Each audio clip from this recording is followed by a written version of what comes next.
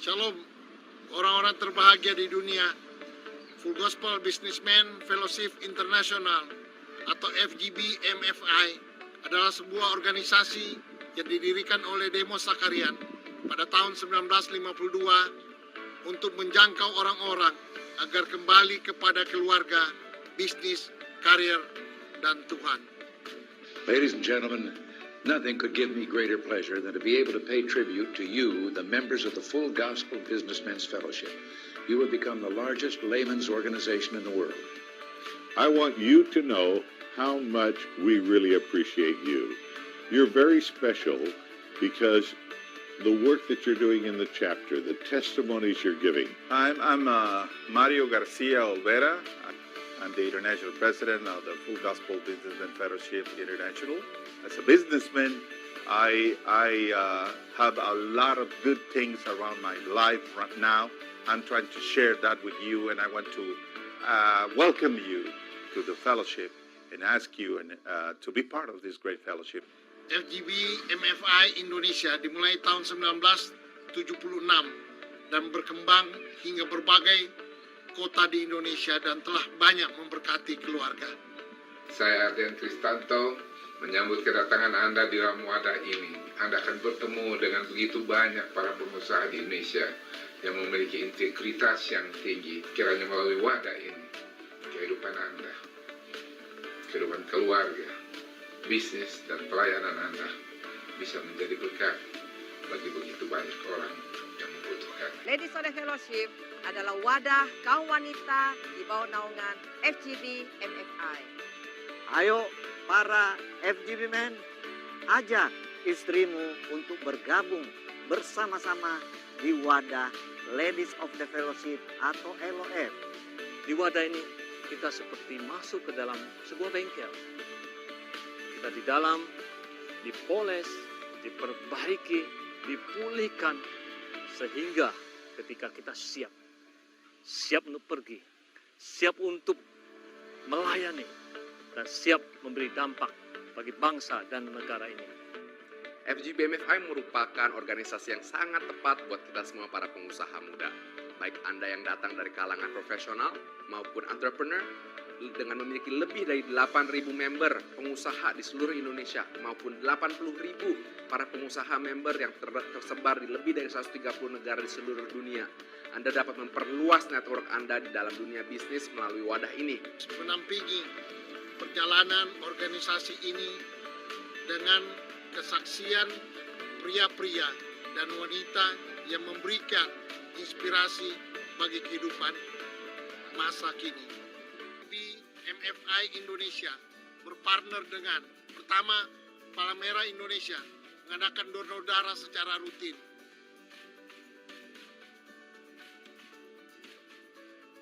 Kedua, Tagana untuk bantuan bencana alam. Ketiga, Jaringan Doa Nasional mendoakan bangsa dan negara tercinta Indonesia agar damai dan sejahtera. Keempat, Universitas Ciputra dalam menyelenggarakan mini MBA bagi pengusaha muda.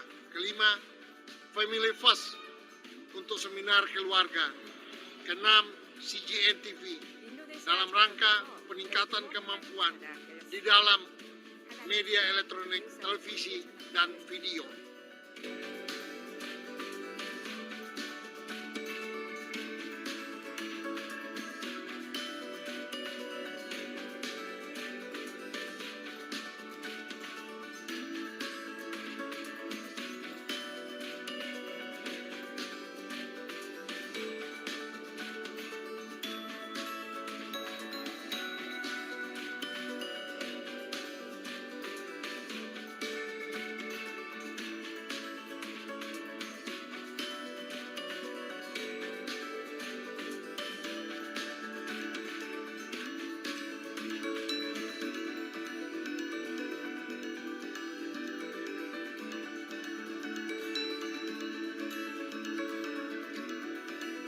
Informasi selengkapnya kunjungi website kami.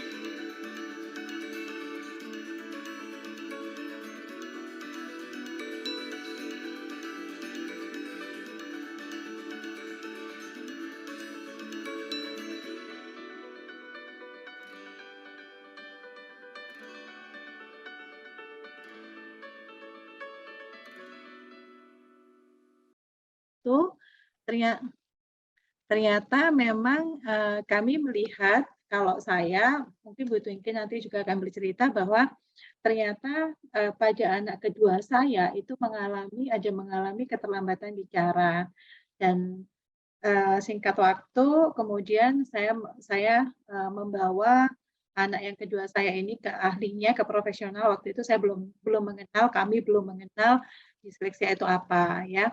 Tapi ternyata setelah hasil dari assessment, putra putri kami ternyata adalah penyandang disleksia. Nah, dari situ akhirnya saya dan Bu Twinkie ini belajar ya, karena betul tadi kata Ibu Sofia dan Pak Hendri ya tadi ya, bahwa anak-anak ini tidak bisa kita serahkan sepenuhnya kepada guru gitu ya, hanya kepada pendidik saja, kita nggak bisa seperti itu.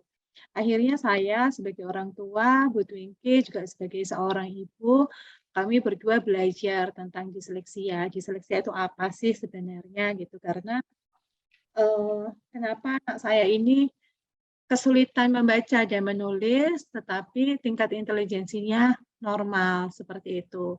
Jadi disleksia itu adalah gangguan berbahasa, ya, gangguan berbahasa pada anak-anak dengan kemampuan tingkat intelijensi yang normal. Nah, gangguan berbahasanya itu seperti apa? Gangguan berbahasanya itu mereka kesulitan membaca dan menulis, gitu ya. Kesulitan membaca dan menulis. Nanti mungkin Bu Twinkie akan jelaskan secara ini ya, singkat gejala-gejalanya kira-kira seperti apa, Bu Twinkie. Yuk, Bu Twinkie. Ya, gejala-gejalanya mungkin kita jelaskan dulu, Bu Ika, bahwa disleksia ini bukan penyakit ya, bukan penyakit, jadi nggak ada kata sembuh, dan disleksia ini akan disandang seumur hidup. Tampilan atau kesulitan-kesulitan kami yang disleksia itu berbeda-beda. Kalau masih kecil, masih usia TK, SD, yang paling terlihat adalah kesulitan di akademik, kesulitan dibaca tulisnya, itu yang paling terlihat, gitu ya. Giliran sudah bisa baca tulis, dia tidak paham dengan artinya. Sering lupa. Belajar, malam ini pulang dari sekolah, sore udah belajar, nanti malam atau besok pagi ditanyain sudah lupa lagi. Atau malam sudah belajar, sudah hafal. Begitu besok ulangan, soal-soalnya tuh ternyata sama seperti yang ditanyakan mamanya, tapi ternyata dia nggak bisa ngerjakan, alasannya lupa, gitu ya. Itu yang terlihat di tingkat SD, TK, SD. Begitu SMP sudah mulai berbeda lagi, sudah mulai masuk ke emosinya, gitu ya, kepercayaan dirinya. Tadi yang seperti Bu Ika bilang bahwa anak-anak dengan disleksia ini kan mempunyai taraf kecerdasan yang normal sampai normal ke atas. Jadi mereka nih sadar, kenapa sih teman-temanku kok bisa cepat paham sama yang diterangkan guru, bisa paham sama apa yang dia baca, tapi kok aku enggak, gitu ya. Ditanyain guru itu aku masih butuh waktu untuk mikir dulu, baru ketemu jawabannya. Tapi kalau teman-temanku gampang sekali untuk keluar jawabannya. Itu. Jadi akhirnya mulai kena di self esteem-nya, merasa diri bodoh, apalagi kalau ada stigma-stigma negatif dari lingkungan, mungkin dari guru atau mungkin bahkan dari orang tua yang mengatakan kamu ini bodoh gitu ya. Atau misalnya adikmu loh pinter, cepat kalau belajar, kok kamu nggak bisa-bisa. Nah ini ya. Ini akhirnya kan menumpuk ya, apalagi kalau dari TK mungkin kalau seperti yang kita tahu, kalau anak-anak TK itu kalau misalnya mau keluar, ditanyain dulu, ayo ini warna apa, gitu ya. Yang bisa jawab ini warna apa, boleh pulang dulu. Anak-anak kita yang disleksia kan membutuhkan waktu. Dia masih loading dulu untuk mengenali ini warna apa sih. Giliran sudah tahu nih warnanya, ternyata temannya sudah jawab. Akhirnya dia ketinggalan. Nah, ini kan artinya mereka sudah mendapatkan pengalaman gagal. Pengalaman gagal ini sudah bertumpuk. Akhirnya di SMP dia sudah mulai self esteem-nya kurang, gitu ya, merasa tidak percaya diri, merasa diri nggak bisa apa-apa dan sebagainya.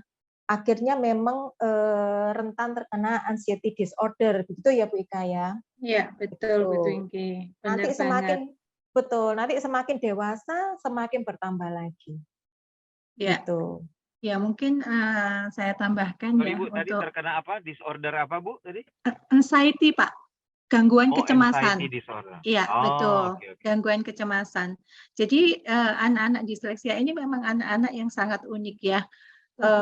Memang terlihat gangguan berbahasa. Oh, hanya gangguan berbahasa. Tapi tidak hanya gitu ya. Karena gangguan bahasa disleksia ini memang akibatnya atau efeknya itu panjang gitu ya, bukan hanya di akademik saja ya. Gangguan berbahasa di sini yang kita maksud untuk disleksia itu adalah dengan ciri-ciri anak ini mengalami kesulitan membaca dan menulis. Jadi membacanya itu lama gitu ya, ada jeda-jeda, kemudian ketika membaca itu ada huruf-huruf yang terbolak-balik gitu ya, ada bunyi yang berubah seperti misalnya buku itu dibaca kubu seperti itu ya. Kemudian pada saat membaca itu ada paragraf yang kalimat yang hilang gitu ya, ada baris yang hilang atau kata-kata yang hilang ya dalam satu kalimat. Ya itu pada saat mereka membaca. Pada saat mereka menulis juga sama. Pada saat mereka menulis itu mereka bisa terbolak-balik hurufnya gitu ya, salah menulis ya seperti itu.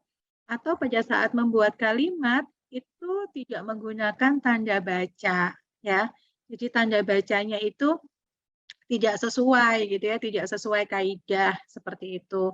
Kemudian mereka sering menggunakan kata-kata yang tidak sesuai dengan konteksnya. Misalnya seperti ini, ketika mereka menyebutkan kolam itu tebal gitu ya, maksudnya kolam itu dalam, atau misalnya hidungnya pendek, maksudnya hidungnya pesek gitu ya, atau misalnya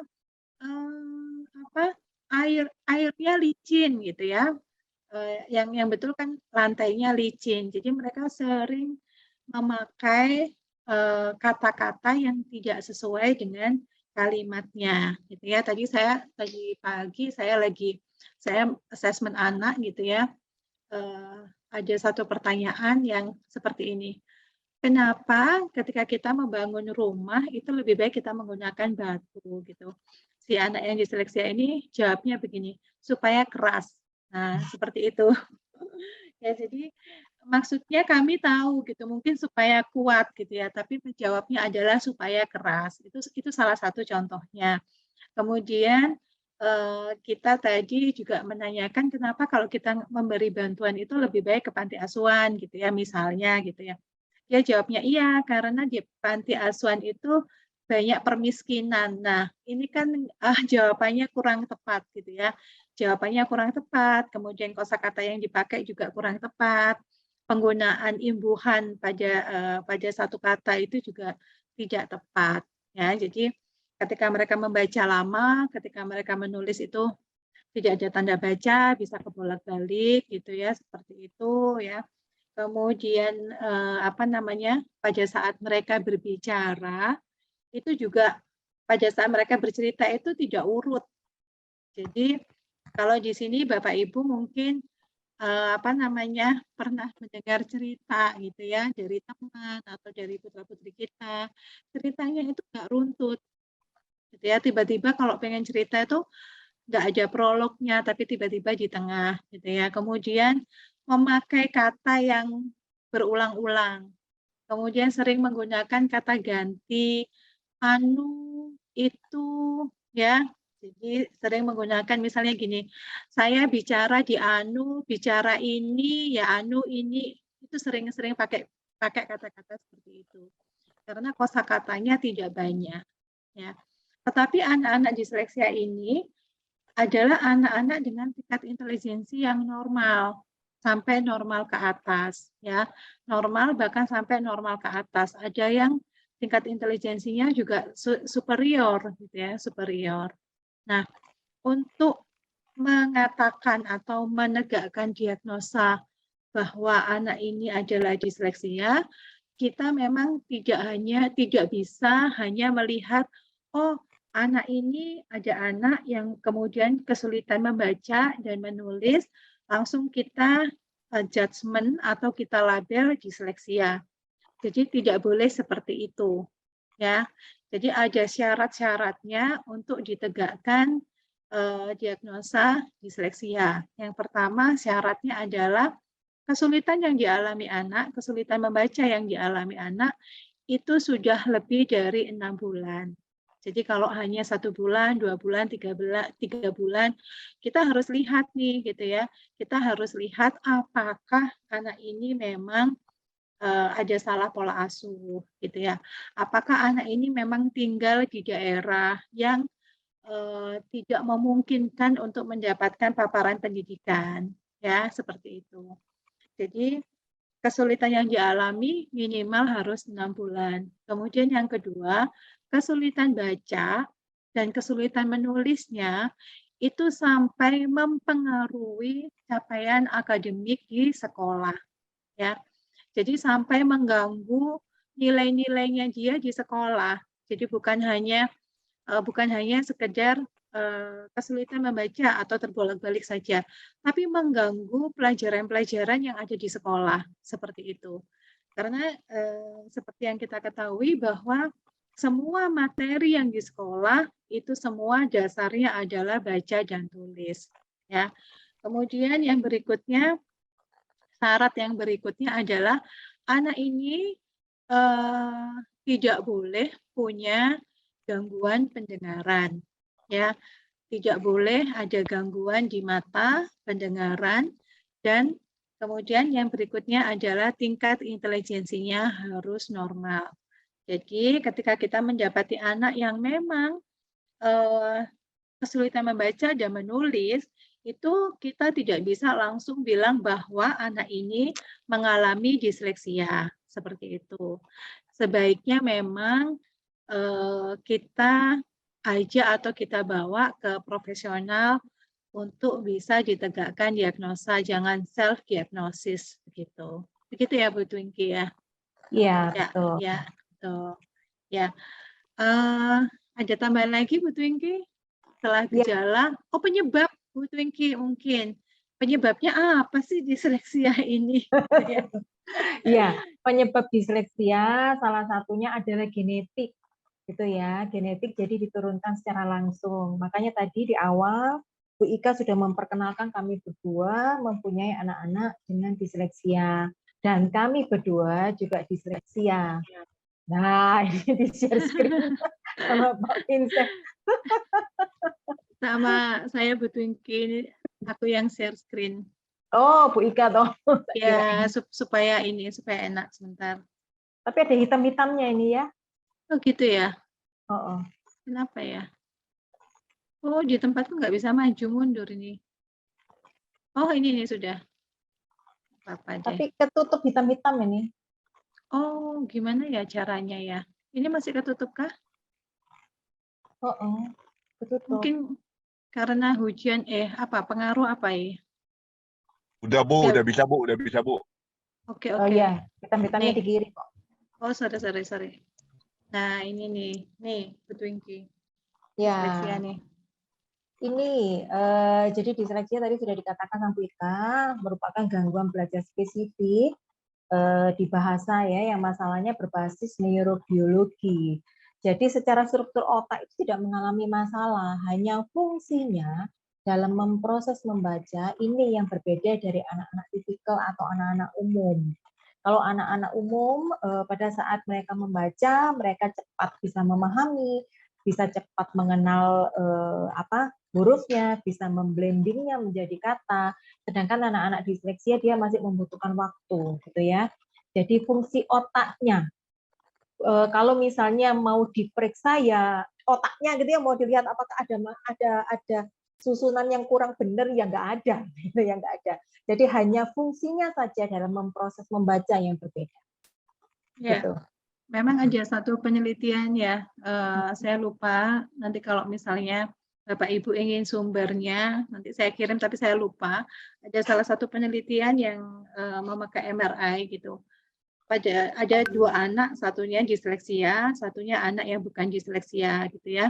Mereka sama-sama di scanning gitu di otaknya.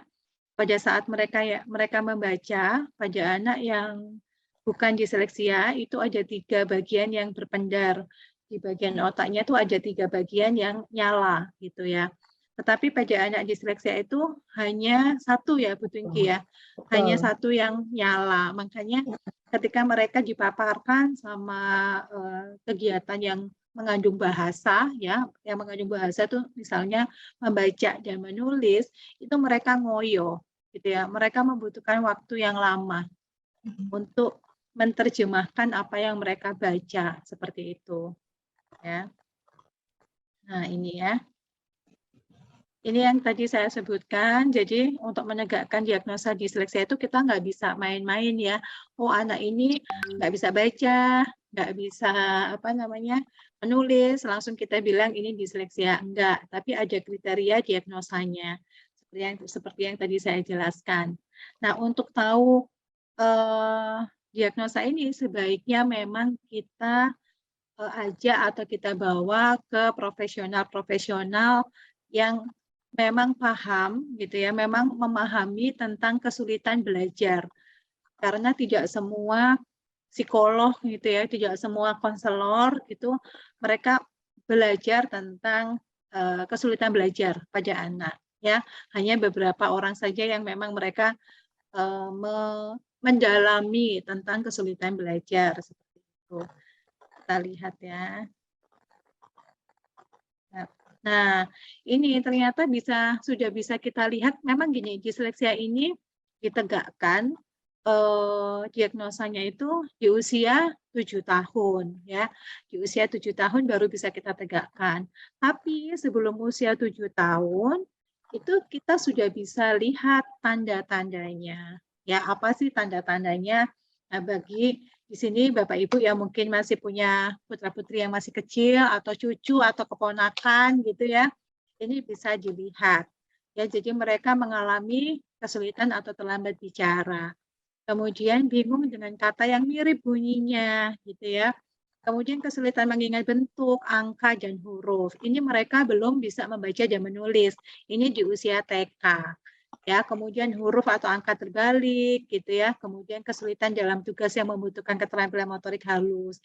Jadi mereka kesulitan menggunting gitu ya. Kalau anak saya itu ngupas mangga gitu ya, padahal sudah SMA itu masih kesulitan. Kalau ngupas mangga itu bisa tebel-tebel gitu kan, susah gitu, ribet dari belakang dari depan gitu ya, masih kesulitan. Jadi mereka juga mengalami kesulitan motorik halus seperti itu ya.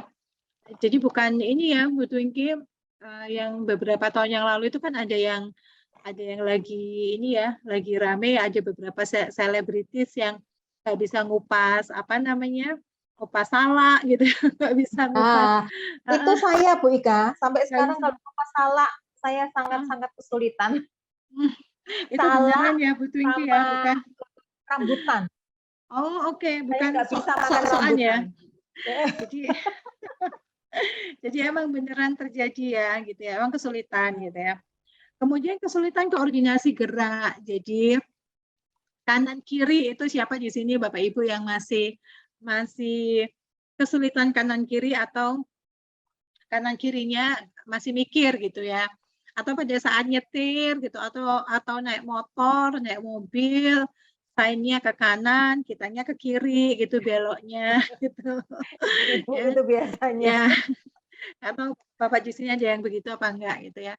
Kemudian mudah lupa gitu, lupa naruh kunci gitu kalau kita yang sudah dewasa ya. Naruh kunci, naruh kacamata gitu, sering ketinggalan barang ya, seperti itu. Ya. Nah, ini Bu Ika, biasanya banyak pertanyaan yang di sini. Saya juga sering lupa tadi sudah makan apa belum gitu ya.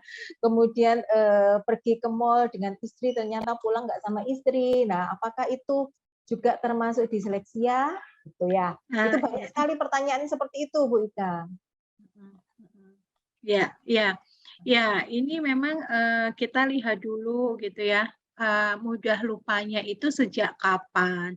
Kalau memang disleksia itu mudah lupanya itu memang sejak anak-anak ya, sejak usia prasekolah itu sudah mudah lupa. Jadi bukan di akhir-akhir bulan ini aja. Kalau misalnya terjadi di akhir-akhir bulan atau di tahun-tahun terakhir, itu mungkin bukan disleksia ya Bu Twinkie ya, mungkin karena betul. faktor U gitu ya, faktor usia. Jadi kita gampang lupa. Jadi kalau untuk disleksia ini memang mudah lupanya itu sejak TK gitu ya. Kalau pada anak TK itu mungkin ada barangnya yang ketinggalan gitu ya, tempat pensil, tempat bekal gitu ya, jaket itu dulu kalau pada waktu anak saya kecil itu ada aja yang ketinggalan gitu ya, bekal makan tuh sampai Tupperware gitu ya, kita sampai aduh udah deh jangan pakai Tupperware gitu kan.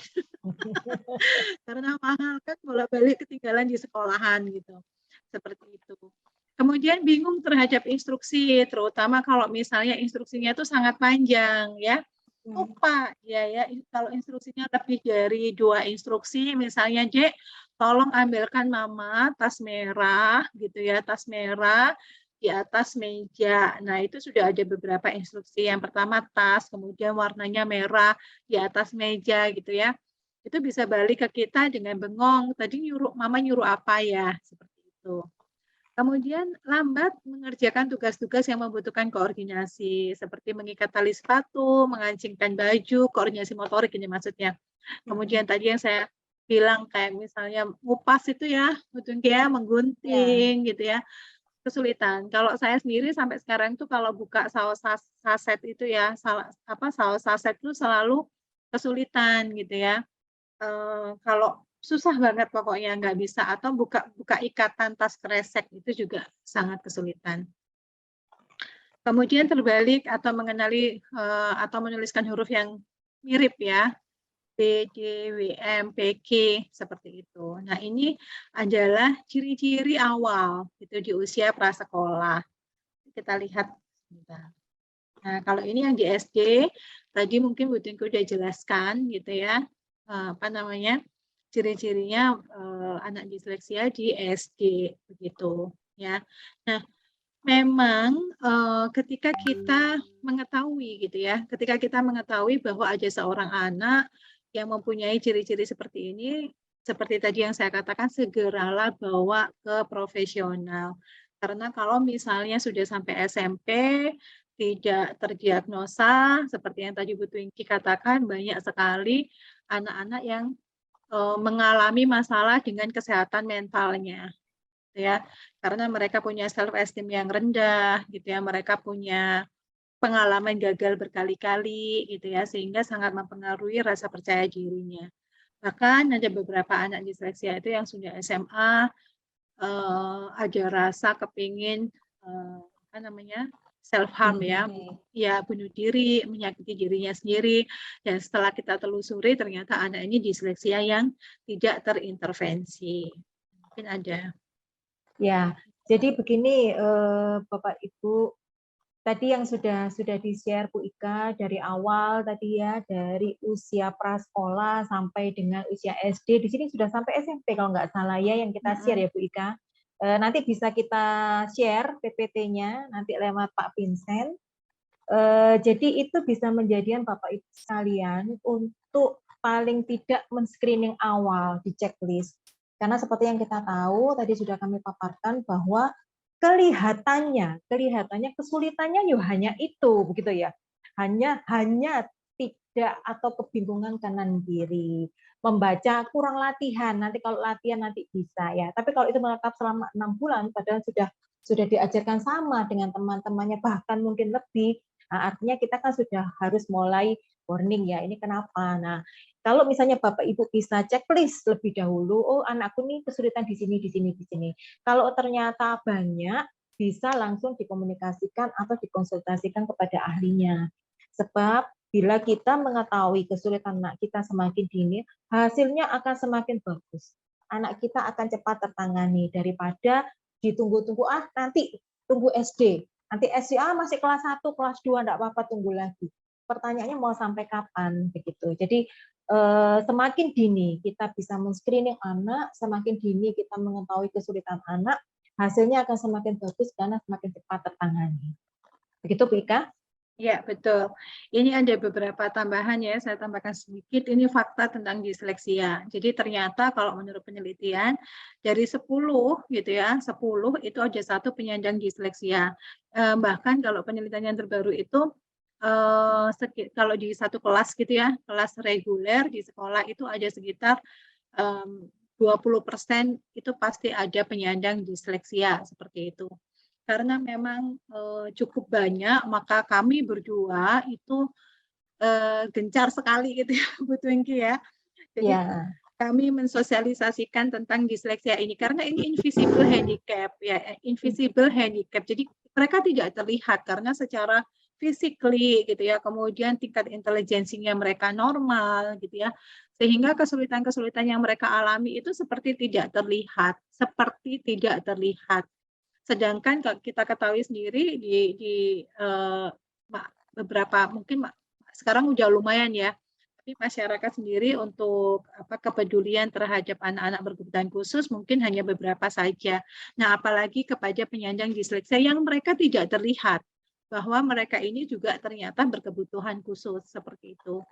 Maka saya sama Bu Twinkie ini sangat-sangat senang sekali ketika kami ini diundang gitu ya untuk mensosialisasikan ini, gitu, mensosialisasikan tentang anak-anak disleksia. Nah, ini kemudian fakta yang kedua adalah disleksia itu genetik dan diturunkan, gitu ya.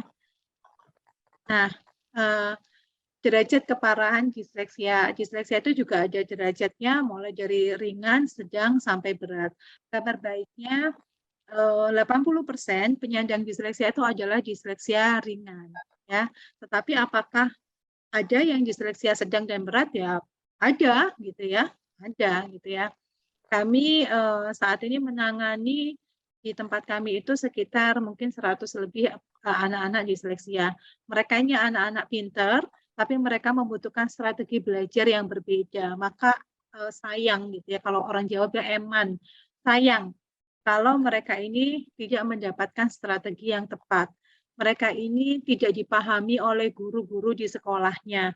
Bahkan banyak sekali anak-anak disleksia yang dicap malas nulis gitu ya. Anak yang nakal karena tidak memperhatikan seperti itu. Ya. Dan derajat keparahan ini tidak dipengaruhi oleh IQ. Seperti Ya, tadi yang Bu Ika bilang ya, bahwa IQ-nya normal sampai normal ke atas. Jadi yang IQ-nya bagus, normal ke atas pun bisa masuk ke dalam disleksia yang berat. Ya, betul. Dan disleksia ini juga punya komorbid, Bapak Ibu. Komorbid itu penyerta ya. Jarang sekali disleksia itu disleksia tunggal, tapi ada disleksia, ada disgrafia gitu ya, ada diskalkuli yang kesulitan matematika, kemudian berkomorbid dengan ADHD, Attention Deficit Hyperactivity Disorder. Semakin banyak komorbid yang menyertai, itu pasti akan semakin sulit, gitu ya, semakin kompleks dan membutuhkan intervensi yang banyak. Kita lihat. Nah, disleksia ini, anak-anak disleksia karena mereka tingkat intelijensinya bagus, gitu, mereka dapat bersekolah di sekolah reguler, tentunya dengan intervensi yang tepat. Jadi mereka bisa kok sekolah di sekolah reguler, tetapi memang gurunya harus paham, harus ngerti bagaimana cara memberikan memberikan materi dengan metode yang sesuai untuk anak disleksia. Ketika mereka diberikan intervensi atau metode belajarnya tepat, mereka bisa sangat outstanding gitu ya. Mereka bisa bahkan mereka ini bisa mengalahkan gitu anak-anak tipikal pada umumnya. Karena anak-anak disleksia ini cara berpikirnya, thinking-nya itu out of the box ya, betul. Jadi ide-idenya itu sangat menarik gitu ya. Ide-idenya itu enggak. Nah, ini contoh-contohnya, ya, contoh-contoh tulisan mereka. Kita lihat huruf kecil itu masih ada yang kurang, gitu ya, terbolak-balik, gitu. Kemudian bercampur huruf besar, huruf kecil, gitu. Ini luar biasa. Ini mirroring. Tulisannya kebalik semua ya. 1, 2, 3 bisa kebalik semua ini. Nah, ini apa namanya, pengalaman di Ancol, kita lihat naik turun ya, naik turun gunung tulisannya, kemudian tanda baca kurang tepat, pemakaian huruf besar, huruf kecil juga kurang tepat gitu ya. Kita lihat. Nah, ini juga menulis cerita singkat, jadi apa, disesel-sesel, apa cukup-cukupin gitu ya, nggak ditulis di bawah. Jadi mereka spasi juga bermasalah dengan spasi ya, pokoknya kaidah penulisan memang tidak sesuai. Nah, ini Bu Twinkie. Ya, Mungkin terakhir. lalu ini apa yang bisa kita lakukan? Yang pertama tadi sudah ya, bolak-balik disonding, observasi dulu, kita observasi, kita lakukan screening, kita observasi apakah kesulitan itu menetap selama 6 bulan gitu ya. Kemudian kita screening, tadi yang di awal-awal itu bisa dilakukan dengan di checklist, kira-kira mana yang kesulitan anak kita. Apabila kita sudah tahu, oh ya ternyata kok ciri-cirinya mengarahnya ke sana nih, baru kita merujuk ke tenaga ahli yang kompeten, gitu ya. Kita bawa bisa ke psikolog klinis, gitu ya, atau ke dokter tumbuh kembang, atau ke psikiater anak. Setelah itu nanti bisa dilakukan ditambah dengan tes IQ, tes screening, kemudian dengan tes IQ. Karena anak-anak dengan disleksia ini kan IQ-nya harus normal ya, sampai normal ke atas. Apabila ternyata IQ-nya jauh di bawah rata-rata, tetapi dengan memiliki kesulitan yang sama seperti anak-anak disleksia, artinya diagnosanya bukan disleksia tapi berbeda lagi. Gitu. Kemudian baru setelah itu melakukan assessment gitu ya. Assessment penegakan diagnosa oleh psikolog dan dokter. Kenapa sih kok harus ditegakkan diagnosa? Karena sama seperti kalau kita sakit gitu ya. Kalau kita sakit panas itu kan bukan diagnosa ya. Kalau kita hanya minum paracetamol aja, ya turunnya sebentar habis itu naik lagi. Tapi begitu kita tahu, oh panasnya ini ternyata karena radang tenggorokan. Begitu diberi obat radang tenggorokan plus mungkin dengan paracetamol dan sebagainya, otomatis panasnya hilang, radang tenggorokannya juga sembuh, gitu ya. Tapi kalau enggak kan kita coba-coba akhirnya. Kasih Panadol nggak bisa, kasih Sanmol nggak bisa, kasih apa nggak bisa, terus gitu ya. Nah, kemudian yang berikutnya adalah menyediakan intervensi dan akomodasi. Begitu kita tahu ternyata anak kita ada kesulitan di disleksia, kalau membutuhkan intervensi, membutuhkan terapi, harus segera kita terapikan. Kemudian kita bisa meminta akomodasi tertentu ke sekolah, begitu. Ya. Ya, sebentar saya stop. Ya, jadi mungkin setelah kita mendapatkan diagnosa itu segeralah mencari tempat terapi atau terapi remedial ya kalau untuk disleksia, sehingga mendapatkan penanganan yang sesuai dan tepat ya. Dan kita harus hasil assessment yang kita punya itu kita bisa sosialisasikan kepada guru yang menangani di sekolah supaya guru juga tahu kondisi anak ini seperti apa dan guru juga bisa mencari program pengajaran yang tepat untuk anak disleksia seperti itu. Begitu Pak Vincent, penjelasan kami tentang disleksia. Monggo silakan, mungkin setelah ini mungkin pertanyaan gitu ya Pak Vincent ya. Iya Bu, jadi sorry saya baru sampai nih di rumah, luar biasa hari ini Jakarta macet total. Banget. Saya dari kantor tuh, saya baru sampai rumah tuh 3,5 jam ya. Baru sampai saya. Parah itu, parah. Dari jam 5 makanya saya pikir waduh mati dah gua dah. Nah, saya pikir 1 jam, biasanya kan 1 jam, 1 jam setengah sampai. Ini ternyata 3 jam setengah ya baru sampai. Waduh. Ya udah, yang penting Iya. Harapan gitu. Jadi mungkin itu alasan teman-teman banyak yang nggak bisa datang Bu. Karena memang benar-benar luar biasa. Tapi nggak apa, isinya Bu, saya sudah rekam tadi saya sudah share bahannya juga. Jadi saya mau tambahin sedikit sebelum saya buka ke panel saya ke teman-teman sini. Saya tuh kadang-kadang saya melihat disleksia tuh ada hubungannya nggak nih Bu? Saya mau tanya. Soalnya keponakan saya kan juga autis ya Bu ya. Nah, menurut dokter, anak autis itu dia autis itu disebabkan karena keracunan merkuri. Ibunya waktu melahirkan, dia tuh makan sashimi atau apa gitu ya. Bisa nggak terjadi kayak gitu? Yang pertama. Yang kedua, ini apa ya, autisme ini saya dengar katanya bisa salah satu terapinya bisa diatasi dengan mengurangi karbohidrat. Nah, itu apakah benar atau enggak? Cuma 2 itu aja sih pertanyaannya, Bu. Silakan, Bu. Bu Twinkie mungkin bisa jawab. Silakan Bu Twinkie. Saya jawab yang kedua, Bu Ika jawab yang pertama. Silakan. Iya, terapi untuk anak autistik itu Pak, terapi dengan farmakologi. Jadi ke dokter, gitu ya, ke dokter, kemudian nanti diberikan obat atau suplemen-suplemen tertentu untuk membantu. Kemudian terapi yang tepat adalah terapi perilaku, Pak. Perilaku, gitu. ya? Jadi betul, terapi perilaku. Jadi diajarkan apa sih perilaku yang mungkin berlebihan untuk anak. Misalnya kalau melihat sesuatu nih yang mungkin menyenangkan, anak seneng banget, terus dia sampai begini flapping atau geget begini. Nah ini kan sebetulnya kalau dibandingkan dengan anak seusianya kan harusnya tidak seperti itu gitu ya. Mungkin kalau senang ya cukup weh begitu aja kan, enggak sampai kayak terbang begitu ya, hand flapping-nya terlalu gitu.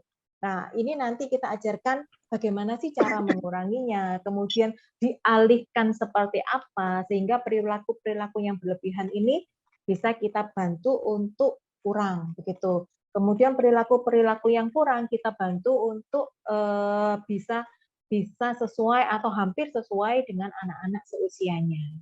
Begitu Pak. Itu kalau untuk intervensinya. Kalau untuk penyebab silakan Bu Ika. Iya, kalau untuk penyebab sampai saat ini memang penyebab yang pasti gitu ya, penyebab yang pasti untuk autistik itu memang belum diketahui Pak Vincent ya. Memang banyak beredar, oh penyebabnya itu adalah logam berat, seperti itu ya. Oh penyebabnya itu adalah misalnya merkuri gitu ya. Bahkan dulu sampai ada tren gitu, anak-anak autis ini diambil rambutnya untuk dilihat logam beratnya gitu ya, diperiksa darahnya gitu ke luar negeri gitu ya, kemudian rambutnya gitu ya. Untuk diketahui berapa kadar logam berat gitu ya. Dan sampai saat ini penelitiannya itu memang belum diketahui pasti Pak, tapi yang terbaru itu autistik ini memang disebabkan oleh salah satu penyebabnya adalah neurotransmitter yang tidak sesuai, yaitu di serotonin kalau nggak salah. Nah itu salah satu penyebabnya, tapi logam berat dan lain-lainnya itu trigger Pak, trigger untuk muncul autisme ya, seperti itu. Dan yang tadi karbohidrat, mengurangi karbo itu juga belum ada penelitian yang pasti Pak. Memang ada beberapa. Jadi begini, anak autistik itu untuk diet oke, tapi memang diet ini harus ada dasarnya gitu ya. Jadi kita nggak bisa kita gebiak-uyah bahwa semua anak autistik itu tidak boleh karbo. Semua anak autistik harus menghindari kasein dan gluten. Nggak bisa kita gebiak-uyah seperti itu. Nah, tetapi harus kita cek dulu apakah anak ini memang alergi. Apakah memang alergi karbo, apakah memang alergi kasein dan gluten. Kalau memang tidak ada alergi, ya nggak apa-apa seperti itu. Atau anak ini ada intoleransi gitu ya terhadap kasein. Tapi kalau enggak ya nggak apa-apa juga. Ya, seperti itu Pak Vincent. Ya kalau untuk diet juga Pak Vincent, untuk diet memang tadi seperti disinggung Bu Ika, kalau dulu itu kan lagi ngetren ya, semua harus diet JFGF gitu ya, gluten free, kasein free gitu. Beberapa orang itu menghilangkan yang di tengahnya, Pak. Kalau kita ngomong soal sebab akibat gitu ya. Jadi karena anak itu intoleransi terhadap kasein atau gluten, jadi ada alergi terhadap gluten kasein, dia mengkonsumsi, akhirnya dia merasakan sesuatu yang nggak enak, yang nggak nyaman di badannya. Dia merasakan sesuatu yang sakit di badannya. Tapi karena anak autis belum verbal, kan sebagian besar dari mereka belum verbal ya. Karena mereka belum verbal, belum bisa ngomong, ma perutku sakit, ma kepalaku sakit, itu dia belum bisa ngomong. Akhirnya yang terlihat apa yang terlihat di perilaku. dia mungkin pukul-pukul kepalanya gitu ya, benturin kepalanya ke tembok atau lari ke sana ke sini sambil lompat-lompat teriak-teriak gitu ya. Lah yang orang-orang lihat adalah karena mereka makan yang ada gluten sama kaseinnya, kok perilaku autistiknya kayaknya kan begitu ya. Perilaku autistiknya kok tambah nemen gitu. Nah, padahal mereka menghilangkannya di tengah. Sedangkan untuk anak-anak yang tidak ada alergi, ya baik-baik saja, nggak ada masalah. Baik dia makan gluten atau kasein maupun enggak, dia nggak ada masalah. Begitu, Pak. Ya, Oke, paham. Jadi lebih jelas lah. Nanti saya izin ya, saya rekaman ini ke adik saya juga, soalnya dia anaknya autis. Oh iya, baik Kak Rezan. Thank you. Ada kali teman-teman sini welcome yang baru join apa namanya? Siapa ini? Niki ya, Niki katanya.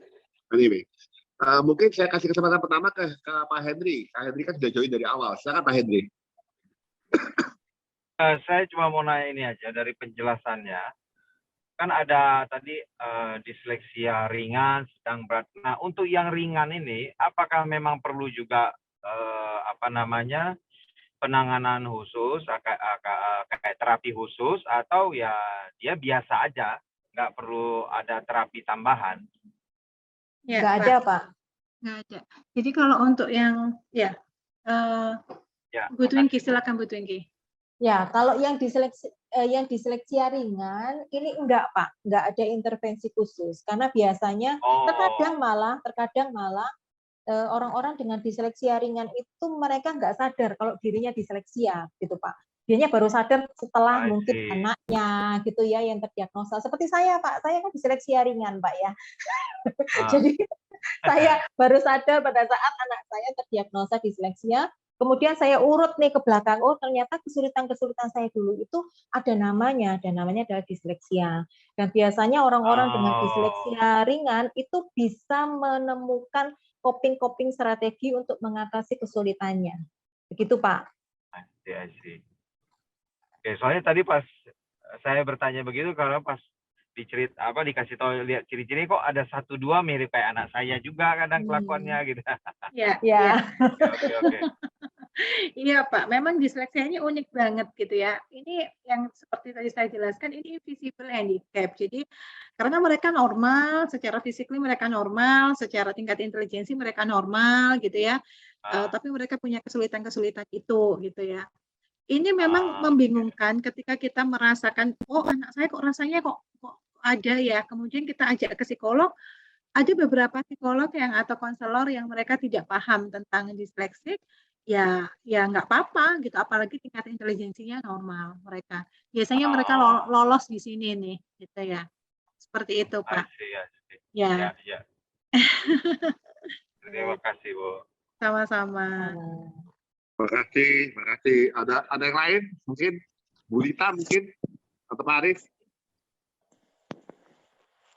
Saya nggak tanya. Ya, Bu. Saya ada pertanyaan, Vijen. Silakan.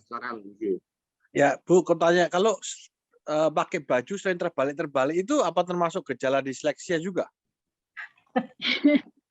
Iya, Pak. Itu juga. Jadi, ya, tapi kita nggak bisa hanya lihat satu itu ya, Pak ya. Maksudnya kan tadi saya katakan bahwa kita nggak bisa langsung judgement bahwa itu disleksia. Sering pakai baju kebolak-balik itu sejak kapan gitu ya. Saya tuh Pak masih Pak kebolak-balik depan belakang luar dalam. Ya, saya juga Pak sama. Saya lebih keluar dalamnya. Oh, oke. Ya, bisa jadi, tapi memang kita nggak bisa hanya berpatokan itu saja gitu, tapi bisa jadi gitu, bisa jadi. Seperti itu, Pak. Siapakah yang suka terbolak-balik, Pak? Pakai baju? Anak saya paling kecil. Oh. Tulisannya juga mirip gitu karena nulisnya 5 terbalik 5-nya. Tapi dia nggak sadar juga. Tapi kalau sebenarnya, oh iya, dia bisa nulisnya yang benar. Ya. Tapi besok lagi begitu lagi gitu ya, Pak ya. Kalau pas ini. Ya, kalau dia nggak perhatian gitu. Tapi kalau dia perhatian ya normal-normal aja, bisa lagi gitu. Cuma sering nggak sadar terbalik.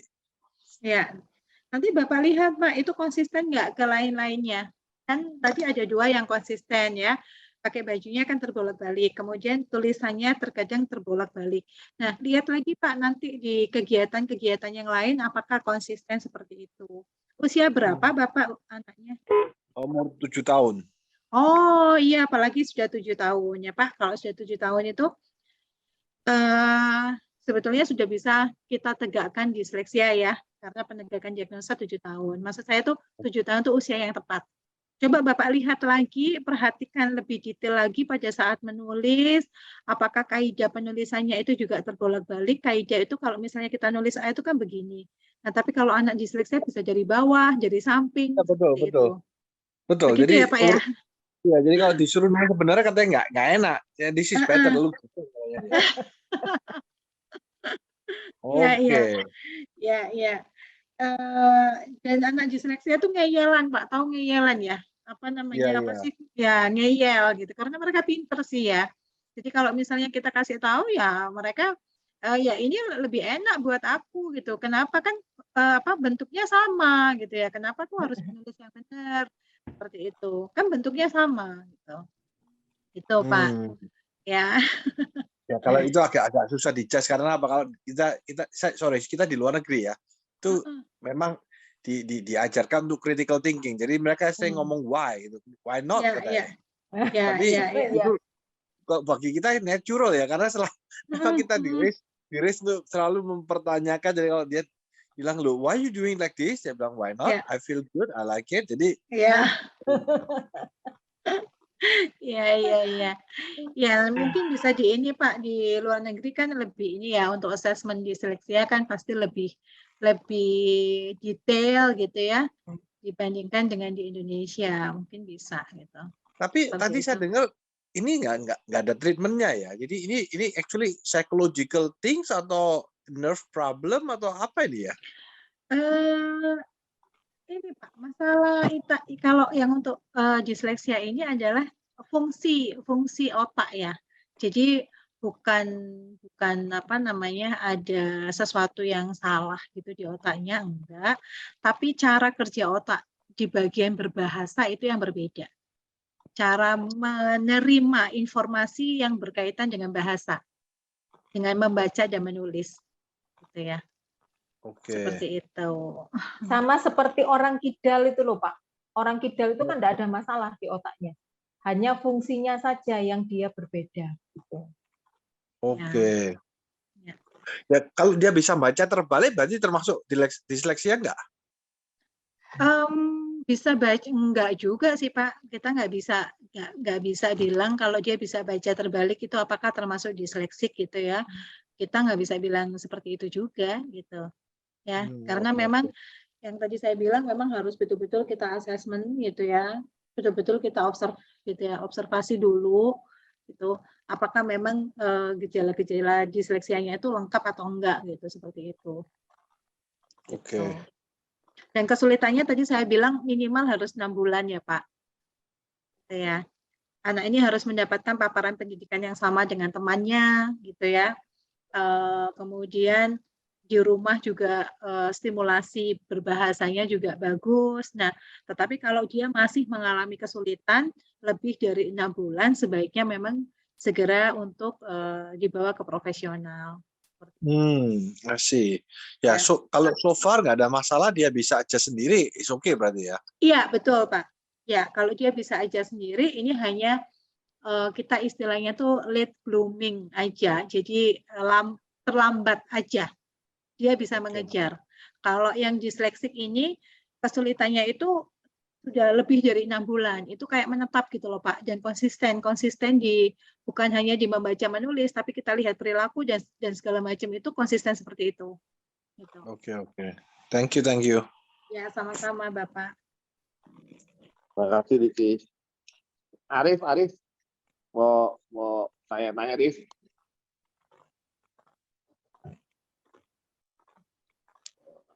Bisa jawab. Oke, saya anggap udah enggak kali ya. Jadi makasih teman-teman udah join, makasih loh Bu Ika sama Bu Swinky, walaupun kelihatannya sedikit, tapi saya yakin kok begitu di rekaman ini saya share kan saya udah Minta izin ya ke Bu Ika sama Bu Niki. Misalkan Silakan, Pak. interest. Ya, silakan Pak. Ya. By the way, Bu Ika ini di Surabaya ya? Iya, kami di Surabaya, di Sidoarjo. Oke, jadi ini ada 2 orang Bu Ika yang join hari ini dari Surabaya.